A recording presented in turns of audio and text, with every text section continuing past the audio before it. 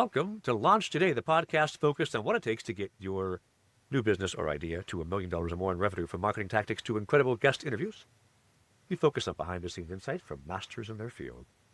If you want to grow the revenue for your startup or your business, you don't want to miss out today, because today's guest is a revolutionary education leader who's redefining how we prepare the next generation of entrepreneurs and leaders through alternative education models and mentorship.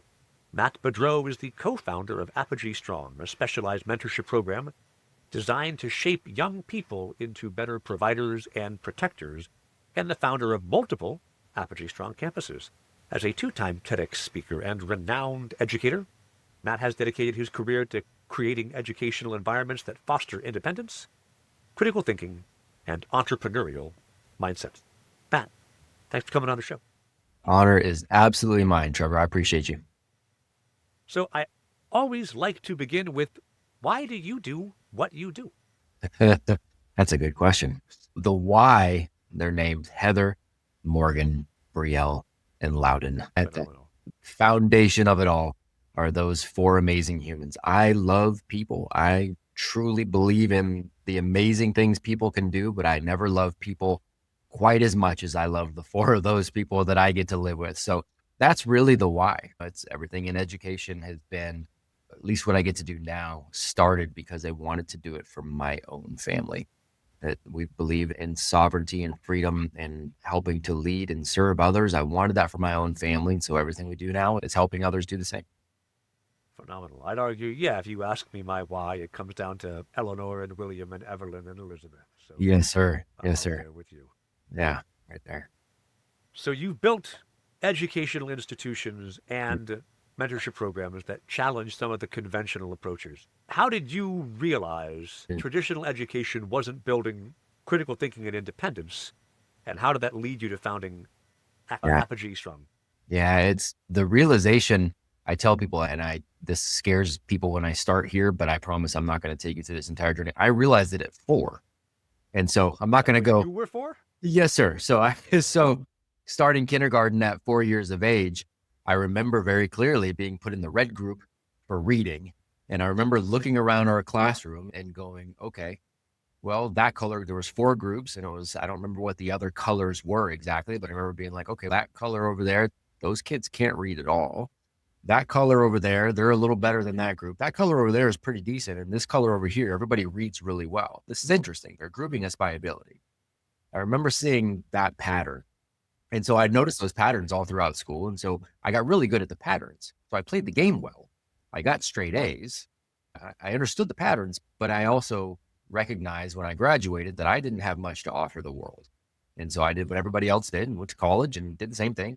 Patterns, I could do school, come out, and I still don't know what to offer the world, right? So recognizing those things early on was paramount to what I wanted to do later. Through at least hard work, and because I don't claim to be wildly intelligent, I ended up landing at Stanford University.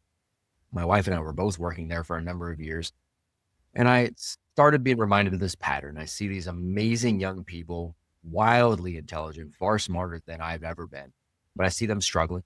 I see them struggling with stress and anxiety and their own mental health. And I see them struggling with getting done and having all these great grades and but then not being able to find a job in a field that they thought they were interested in, or finding a job in a field that they were interested in, only to realize they actually hated it. They liked the academia of it, but they didn't like it, right? So seeing all these things continue to play out, I naively went, I'm going to go fix this from the ground up. Became a public school teacher in California. And so that's where I really got to see the back end of what I call the game of school. Was a teacher, administrator in public and private schools. And as a father, I'm diving into, I don't really see how this game we're playing at school is helping kids play the game of life. I see these as 2 different games. I'm a dad. My youngest is now getting close to school age. What am I going to do if I don't necessarily agree? So I started diving into the work of people like John Taylor Gatto and Ivan Illich and Maria Montessori and Sir Ken Robinson and some of these amazing educators who were just pointing at some of the fundamental flaws that they believed they saw in the system. And it really illuminated what I was seeing anecdotally. And so that was the crossroads where I was like, okay, am I going to put my child in this system? Am I going to work in this system, or am I going to build something different? And we decided to start building and see what happens. I think that leads us very nicely into you've built and you've scaled. Yes, sir. And many founders struggle with scaling and keeping their core values. Yes, sir. I'm going to argue the core values are what makes Apogee Strong useful at all. Yes, So sir. how do you scale and keep those values centered in the business as more people show up, as more people go through? Like, what makes that work for you? Gosh, that's such a good question. That is such a good question, because everything we do hinges on these values. We talk about the fact that we live by a code, and that code is not something that we invented. It is really an adaptation of the old school Bushido code with character and integrity and loyalty and bravery and politeness. And it's that code that we want to live by. So we run everything through that filter when we are going to work with somebody. And that means we're going to work with them from a mentorship perspective, when we're going to work with them from an affiliate perspective, where they're going to go out and launch one of our campuses and they're going to grow a local community that also lives by that code. So holding on to those values is the thing that makes us who we are. And there's all the ancillary things that we put in there. So everything filtering through that is the most important part, so that you're inviting people to come along this journey of growth and you don't have to agree on everything else. I think this is where the code comes in handy. So when we talk about education, we talk about education being for sovereignty and for freedom. I want for my family to be able to build the lives we want to build. I want each one of us to be on our individual journeys, to do the things we want to do when we want to do them with the people we want to do them with, and to be able to have a great life because of that, and to be able to serve and lead others because of that. That's what I believe education should be for. I want that for every single family. And what that means is I can't want every family's journey to look just like mine. I've got to, if I really believe in sovereignty and freedom, and I do, I want Trevor to build the life that Trevor wants. Yeah. I want Trevor's family to build the life that they want to build. And guess what? Trevor and I, if we have enough conversations, we're going to find plenty of things that we don't agree upon. We're going to find a lot of things that we likely do as well, and that's great. But we're also going to find some things we don't agree upon. Where organizations, I think a lot of times falter, is that those become the roadblocks. The things we disagree upon become the roadblocks. We're getting around that by saying, look, it's okay to disagree. Let's figure out how to disagree and have civil discourse. Let's actually embrace the disagreements. Like, how do we, that's fantastic. We'll embrace that. Let's have conversations about this. I'm going to be curious about your take on this. Will you be curious about mine? And can we respectfully have a conversation about this? Are we brave enough to change our mind if the other person presents better evidence? Let's build a culture around that. And we'll get back to going, but we never stop agreeing on these values. So for us, that scalability has really been, if we're going to lean into those values and that belief in sovereignty and freedom, it's inherently going to be polarizing. And the polarization that most people try to avoid so that they can scale to be something to everybody, it's almost counterintuitive. We polarize, and that's what allows us to scale, because the people go, yeah, this is my tribe. We're not trying to build something that is going to appeal to every single human, because I don't think that's real. We're trying to be very specific about who we are, what we believe, what our values are, and then just try to spread that message. And the people that we have tend to invite the other people they know who also believe those things. I get you. Does that make sense? Yeah, I do agree. There's something, we lost something when we agreed, or we stopped agreeing, that there are three things you don't talk about in work: politics, gender, religion. Like this, don't, or sex and religion, actually. Just don't, because then we let the things that are different in how we are programmed and so how we see the world separate us, instead of agreeing that, hey, but there's a lot we could align on. One of my best friends back when I lived in Florida was as conservative as they come. Mm-hmm. A Marine, as probably to the right of any libertarian you'd meet. Just like super, almost individual sovereignty, I don't need to pay taxes type guy. Sure. Worked with the developmentally disabled. He worked with a bunch of kids with Down syndrome. He worked in a school where these kids who were just very challenging life ahead of them and physically could be very combative because of the struggles they have when they're 16 and have these hormones and you don't have a lot of the cognitive development, Right. right? So you've got this giant bear of a man who's a Marine and can muscle those kids around if he needs to, and who was devoted himself to that life, despite being like, you'd figure, oh, conservative mindset, this person is going to be, I got mine, F you.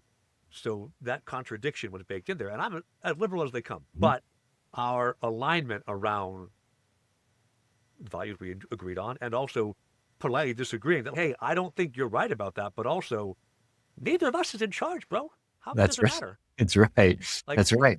I'll cast my vote, you'll cast your vote. I live in Florida. My vote doesn't matter anyway. That's fine. That's so funny. Yeah. And then let's go. It's so funny. So we had somebody who's one of our affiliates. He's opening one of our campuses in Australia, and just a great guy, great husband, great father. And he posted something the other day where he hasn't opened his campus yet, but he had somebody respond to something that he had posted that said, I hope you're different than, your parent company it's 99% white men, Republican, and it's just like the stereotypical right wing, whatever. This is who they are, bodybuilding, gun toting.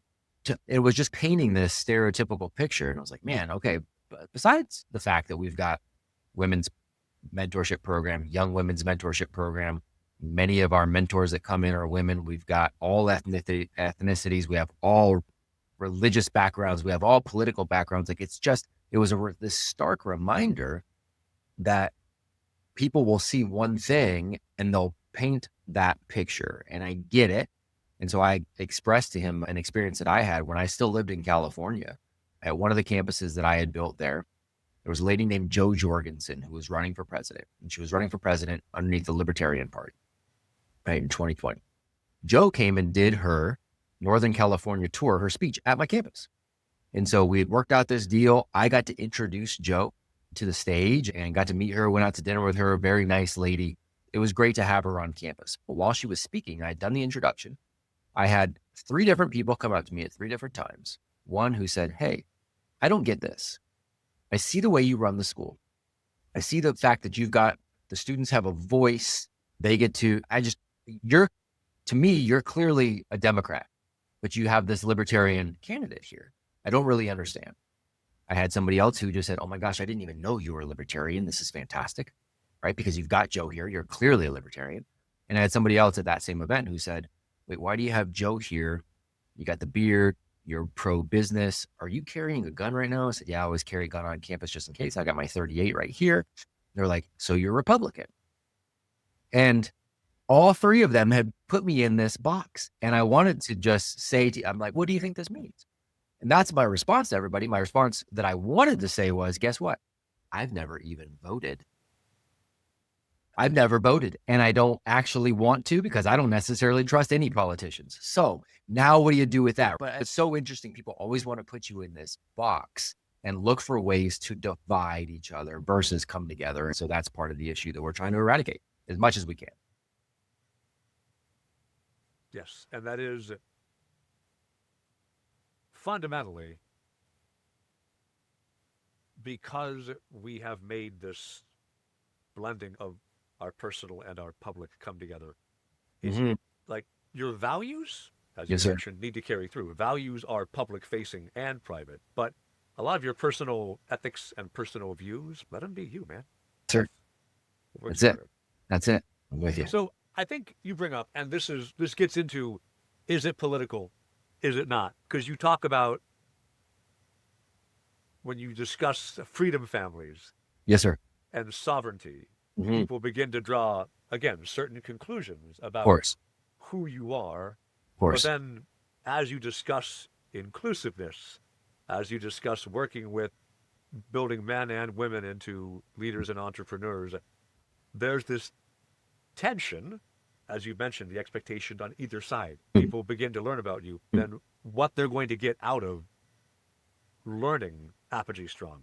As people go through this, what are you hoping they are learning about maybe the buckets you put people in, and what they should be doing themselves?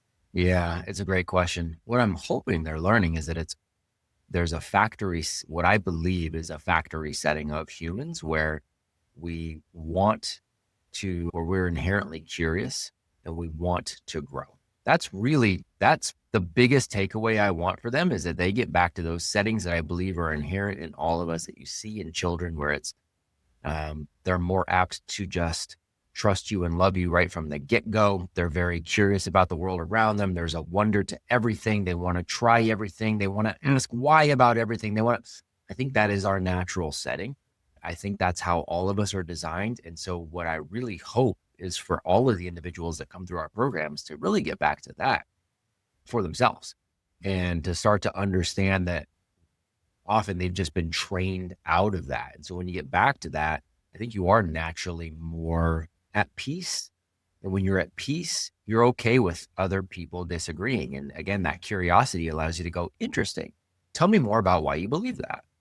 And you're not so high on your own supply that if they provide you better evidence in any scenario, that you're like, I need to consider this. That's interesting. And to me, that's what growth is. That's what education is. That's what we want for our families. And that's anything we say is hopefully to pique curiosity and to get a conversation going. And that's really the best we can do, is to get a conversation going and invite people to challenge themselves, challenge their own beliefs, challenge, what I notice with almost everybody.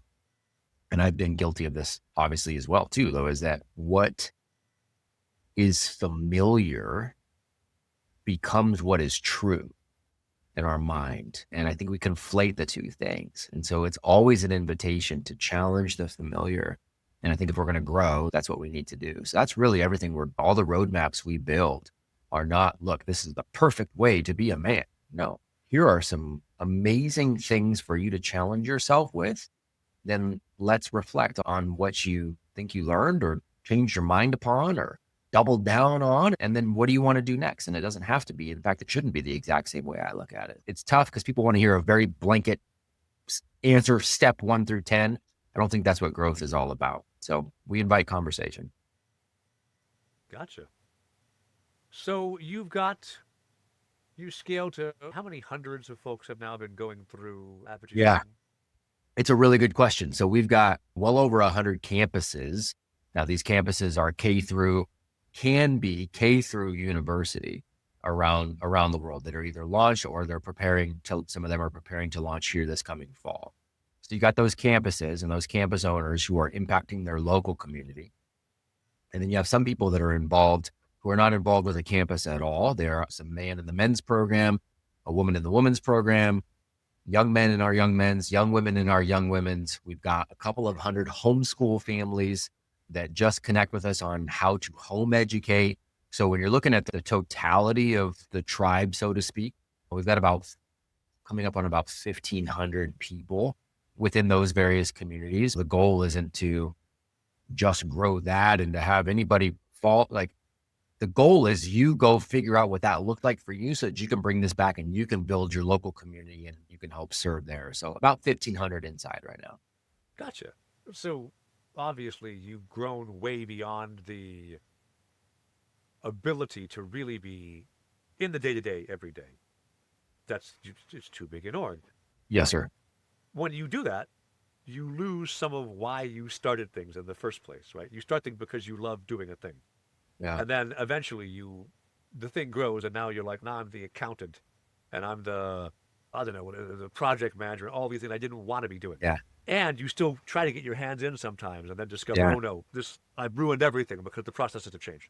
Yeah. How do you, as the guy who builds and starts this, grow into the person who's running a 1,500 person community from what was originally just you wanting to make something that was a foundation for the 4 people in your family who you want to make a difference for? It's a really good question. So one, I have to remind myself that's always the mission and the goal, right? So that part never changes, no matter what happens on the organizational side. And it is tied very closely to who I am and what I believe and what I want for my family. At the end of the day, when I put the two next to each other, the family has to maintain its priorities. So that's always and forever got to maintain. Building an organization, it's very easy for that to become the most important child.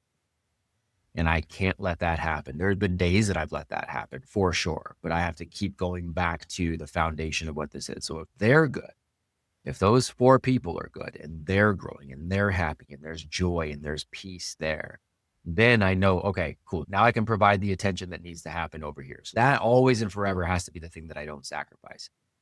As we continue to grow from an organizational standpoint, especially one that is inherently decentralized.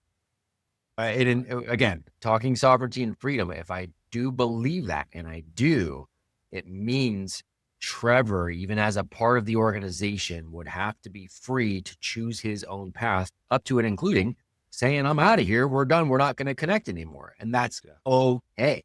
Because if that's your path, that's your path. It doesn't like that. I don't have any influence over that. I want to help you. I want to invite you along with what we're doing here because I believe there's something for you. But if you're like, nope, that's not for me, that's got to be okay. So there is some freedom in that, but it also, when you're talking scalability, if you're just looking from that perspective, that can be scary too. But it really is, make sure the family's good. And then as we're building this out, it's a continuous invitation. We're just inviting a bunch of different people. When I see that we have people internally who very much align, who have had their own lives changed in one of these programs, that's where we end up hiring and scaling from. So that's been one of the unique things for our success, is that now we have coaches inside. So I was the first, men's coach, quote unquote. And again, not a do as I say, not as I do. It was here's an interesting roadmap that I've worked with a lot of people smarter than myself to put together, who are ninjas in these fields, not me. I took their stuff, their help. We put this together, and I'm going to walk through it with you. Let's all just grow together and see what we get. So I took all of that. We had great guys come out of that went, yep, that changed everything for me. And we've worked on, they're becoming our coaches now. So everything we're doing to grow is based on people who have had their own transformational experience inside of this. Their family is grown inside of this. And now they're simply replicating that, how they see fit within their community. That's what the growing and scaling look like. Continue to prioritize that, but grow from and hire from within. So we are okay playing a really long, slow game of building. It's just how many families can we impact? And then what do they want to do with that? Inherently, we have some that want to replicate their experience for others. That literally has been the secret sauce. Once you've changed your family so much and you're like, oh my gosh, I have to be able to do this for somebody else. Cool. Now we're growing. Got it. So education is notoriously challenging. Yes, sir. Before you went and said, I'm going to do Apogee Strong, I'm going to go make this thing happen, you were teaching at university. What did you find was effective in implementing change, and what made you finally decide, I got to go do my own thing, because you couldn't make this change happen? That's a great question. So I was working at Stanford. So I didn't teach at Stanford. I was working there and then was teaching in public education and private schools as well, and also working in administration there. So from the what I can change, and again, it was positive naivete going into it, I'm going to change the system. What I found that I could change were individuals. I found that I could pour into individuals, create individual relationships with students, with staff, parents, and really pour into those individuals in ways that help perpetuate their growth. I believe there are so many good teachers and administrators who do that exact thing day in and day out. And I love and respect them, and I have nothing but support for them. And I get to have conversations with them on a daily basis. Phenomenal. I got to see that too. I have great relations. I get birth announcements and invites to weddings and things from students. I got a birth announcement not that long ago from a former student of mine. And I'm like, oh my gosh, you can't have a kid. You're only 12. And she's, I'm 26. And you're like, oh yeah, okay. I guess I've been doing this a while. So the individual transformation or relationships are there. Systemically, there was nothing I was going to do. From a school administrator standpoint, Gotcha. When you're talking the money and where the money comes from, the money is going to be tied to butts and seats. The money is going to be tied to testing. The money is going to be tied to all these other NGOs that we are working with that may or may not have an agenda that you agree with, but you have to do it anyways because the government says you have to, and everybody has to do this thing at this time. And that you start to see all of the layers that are there. that have nothing to do with the individuals we are helping, that is when I realized on an individual level, I'd always be able to make a difference. On a systemic level, I will never make a difference. And that's what I had to wrestle with. So it had to become something of, okay, I'm going to go create something that I can systemically buy into and maintain. Gotcha. So you're a public speaker, and I can tell Sure. just from the way you speak with you don't have the vocal pauses, there's no stuttering or repeated words. You trained into speaking. Yes, sir. As a founder, what does that training and that capacity do for you when you are being a founder and a leader and part of making a company go? It's a great question. I've done hundreds of podcasts at this point. I don't think I've ever been asked that. I will give you the positive and the negative behind that. There's obviously the positive that comes along with being able to articulate what it is you believe and why you believe it. That never hurts. It is easier maybe to tap into the emotions that are very much authentic to who I am and what I believe about this, because you have to be intentional about that on the stage, whether you believe everything or not. There is a performance component that goes into that. There very much is a performance component, but it does help when you can articulate your message as the leader of an organization. Now, the downside is that can also be taken as you want some sort of authority, or you are a person to always go to.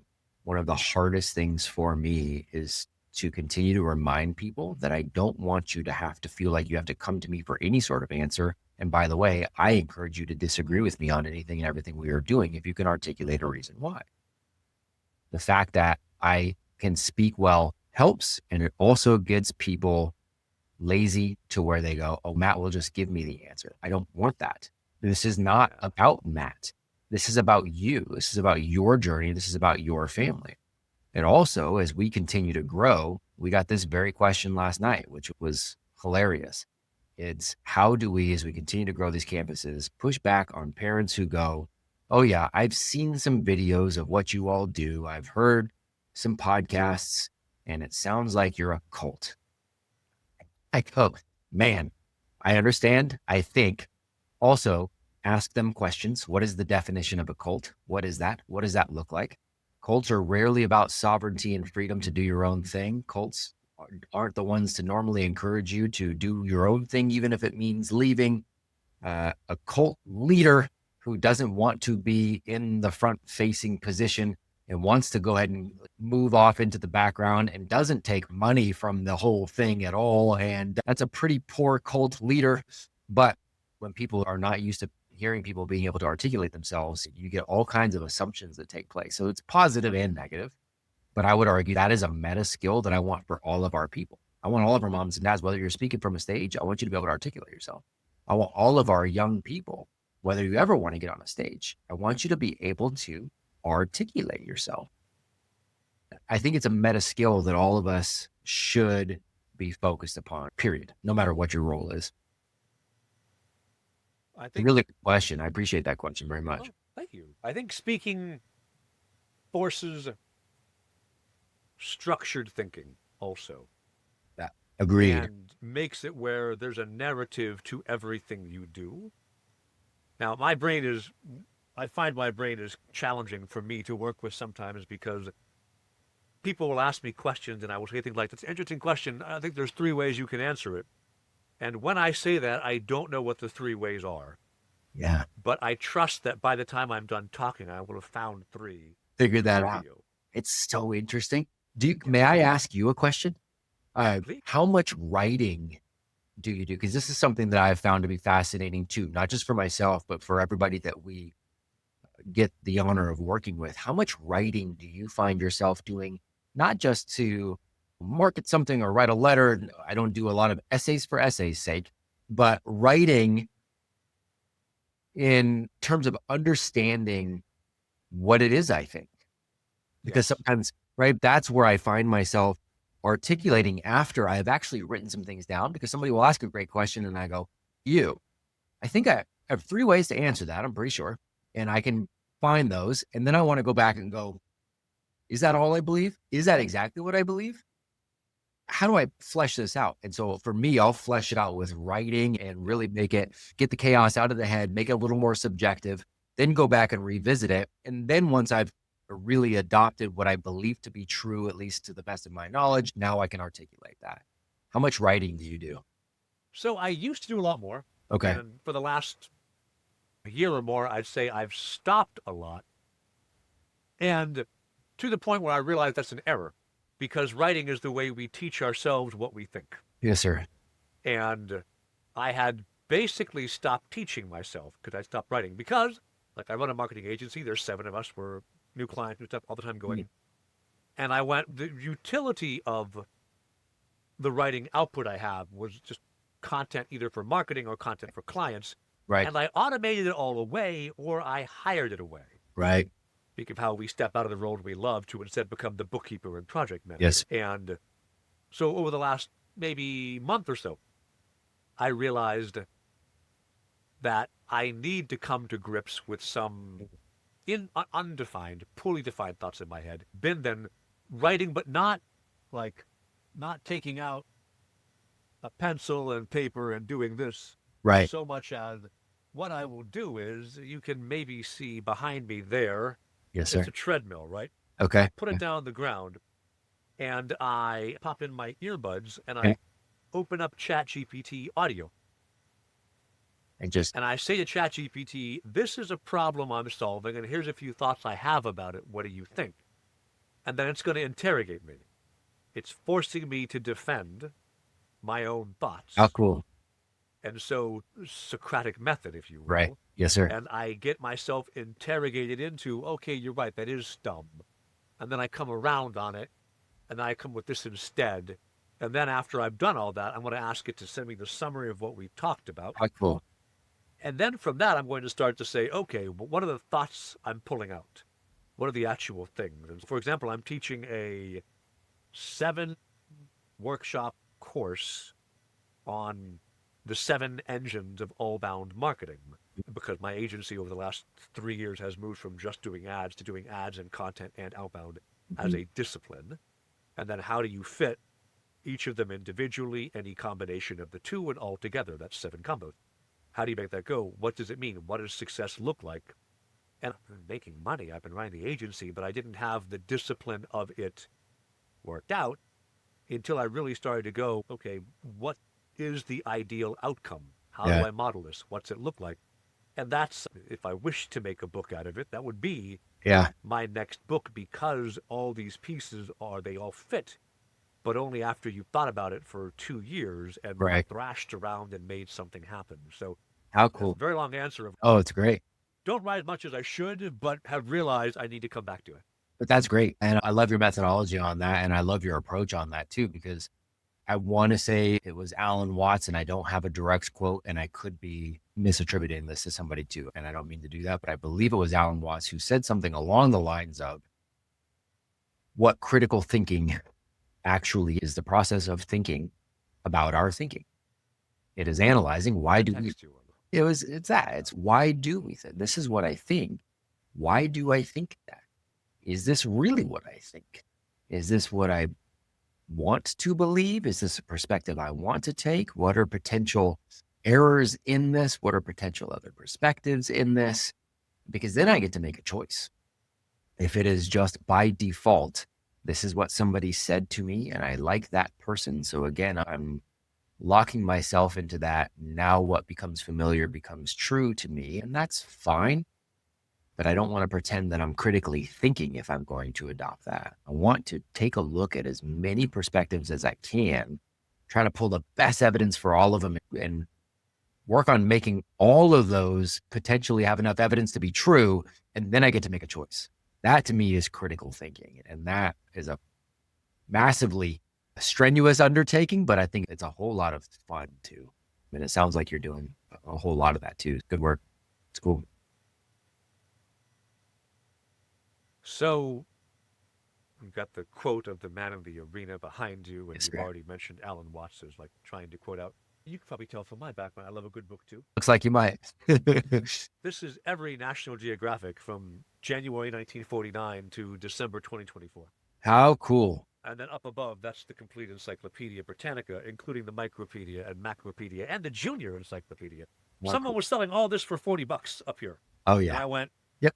done. Yep. Yes, Abs- sure. And then this whole set behind me, someone was selling for, I think, $200. I used to have all of the 80s and 2 or 3 years of the 70s. And I would go in and pick a random photo. This is back when I was doing art and illustration and be like, great, I guess I'm drawing this today, right? Whatever it is. Yep. Just as a way to force the pen to work.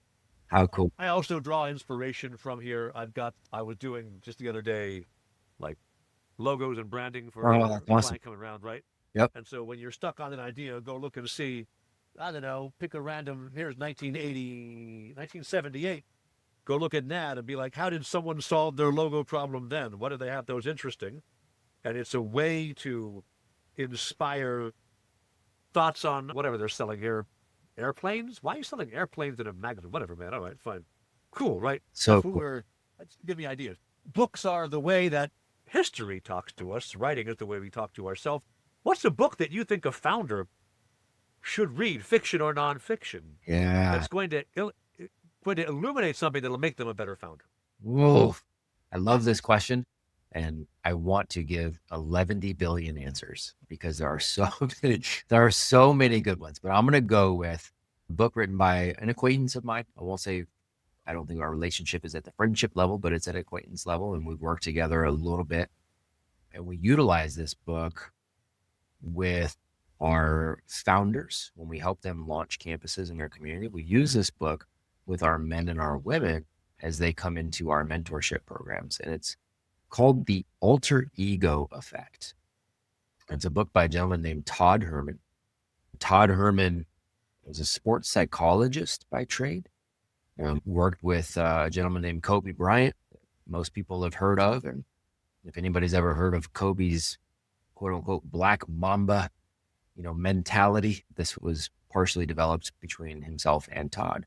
So the alter ego effect is really the psychological game of stepping in to the ideal version of you. And one of the reasons I gravitate to it is Plato had a very similar concept that he worked with, and he called it the forms. And it really is about developing an idea of yourself in any scenario. And what is that ideal version? Who reminds you of that ideal version? And how can you remind yourself to step into the traits and the attributes that ideal version of you would have? And I think he outlines that in a really simple fashion, which to me, simplicity is the mark of genius in many ways. And so I think he does that in a way that's really applicable. So we take our people through this, including the founders. It's who is the ideal version of you that shows up as the founder of this organization. And again, it's not a fake it till you make it kind of thing. And it's not a making up a caricature to get into. It is connecting with something that is already inside you and reminding yourself on how to draw those attributes out and continue to grow those. So alter ego effect is right now, that's the one that comes to mind as maybe the number one recommendation. Interesting. All right. What have I read recently I would recommend to people that's in the psychological space? One that I recommend, not infrequently, if you've got a co-founder, if you're working with people, Mm-hmm. is The Road Less Traveled by M. Scott Peck, which is a book about marriage. Mm-hmm. But marriage and co-founding, it's the same basic thing. Yes, sir. And it talks about the kind of the wheel of fortune, or I guess the merry-go-round, ride you're on, where sometimes everything's going great and you love everything, and sometimes everything's going hard and you hate everything. And deciding, do you stick around? Do you stay on this merry-go-round? How do you structure a relationship so that it can endure? Yes. I read it first when I was 18. In my college, I went to a private Catholic high school, despite being not Catholic nor well off, but my stepfather taught there, so we got to go for free. There you go. And had no girlfriend at the time, knew nothing about marriage, relationships, anything, but that answered a bunch of questions for me that have helped me. I've been married for 24 years now, so Oh, that that's have helped awesome. me Congrats. figure this out and work with co-founders as well and be like, you know what, it's not going to be perfect, but here's how we work together. Yeah. So if you've got a co-founder, or Yeah. in some ways the business itself is your co-founder, and when you're grappling with it, there are times when you're going to be like, I'm out. That's right. That's right. And That's right. deciding when this relationship is That's good for right. you and deciding when to leave if you must is Yeah, an important thing to do. it So I can go is. recommend that one. Oh, well done. No, that's awesome. Yeah, there's I was talking to some co-founders or some founders of campuses, and some of them are co-founders. It was husband and wife team, or we had some we had a live workshop this last weekend, and we were talking about that very thing. We're going through this, and for many of them, this is their first entrepreneurial venture, and we go through the process of, look, there are times where you are going to start daydreaming of, a Walmart greeter job, and you're just going to go, I am ready to go, and that's okay. But how do you decide if this is just a temporary fantasy or something you really need to lean into? What does it look like? And having those conversations. So that's a good recommendation. Awesome. Here at the end of our 40 minutes, if people want to find out more about you, Matt, oh my God, way to ruin it at the end. Hey, that's quite all right. If people want to find out more about you, Matt, or about Apogee Strong, Yeah, where do they go look you up online? I appreciate that. ApogeeStrong.com is a great place to go. We're continuously working on, there's a little documentary there about what we see as the problem within education. We've got another documentary that'll be added there soon about what we believe is a potential solution. You can also find out about our various mentorship programs and things that way. Really only active on Instagram is probably where we're most active. We've built a lot of this organically. We've never run ads. Everything has been organic so far, which has been amazing to see. We're starting to get into the ad space now, but Instagram is where we're most active at my name or at Apogee Program. And that tends to go to other platforms as well. But people can reach out directly to me on any of those. I try to get back to every single message I get, no matter what, that gets tougher and tougher every day, but I still make an attempt to do that. So those are great places to go. Phenomenal.